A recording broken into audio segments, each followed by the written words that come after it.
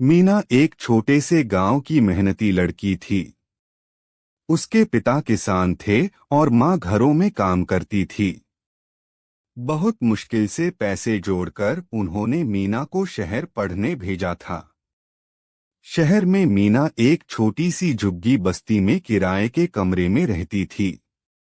कमरा छोटा था, दीवारें टूटी हुई थीं, लेकिन मीना के सपने बहुत बड़े थे। एक दिन मीना को घर से चिट्ठी मिली। बेटी, इस बार फसल खराब हो गई है। हम ज्यादा पैसे नहीं भेज पाएंगे। यह पढ़कर मीना की आंखों में आंसू आ गए।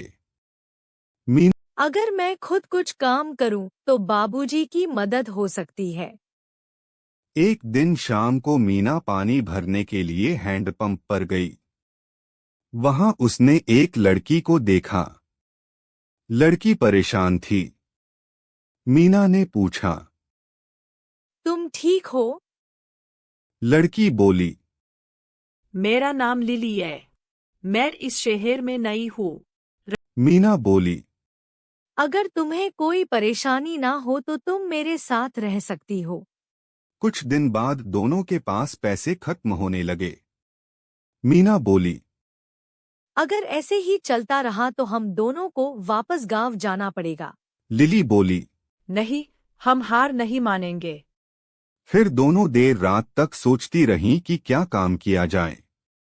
तभी लिली ने कहा, मुझे सूप और नूडल्स बनाना बहुत अच्छे से आता है, तो हम खाना बेचते हैं। दोनों खुश हो गईं।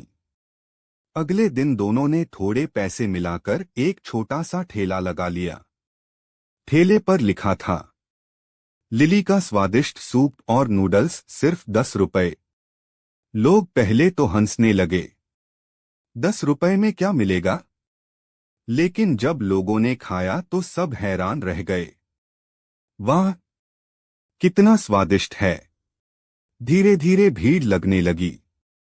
पहले दिन ही पूरा सामान खत्म हो गया। मीना खुशी से बोली, हम सफल हो गए।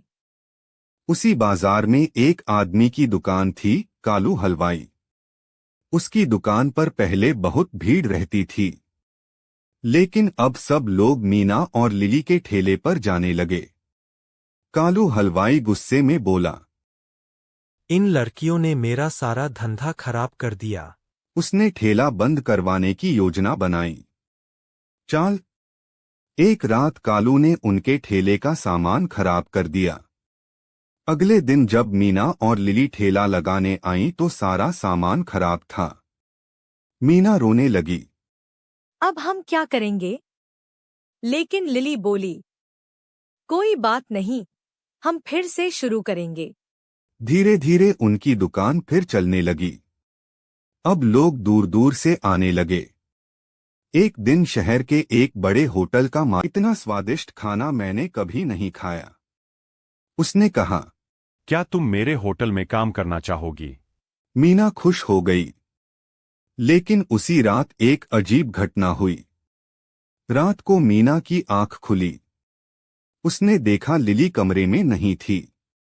वह बाहर गई और जो उसने देखा उसे देखकर वह चौंक गई। लिली हवा में गायब हो गई। मीना डर गई। अगले दिन मीना ने लिली से पूछा, तुम कौन हो? अब सच बताने का समय आ गया है। मैं इस दुनिया की नहीं हूँ। मैं एक आत्मा हूँ। कई साल पहले यहाँ एक लड़की रहती थी जो गरीबों को खाना खिलाती थी।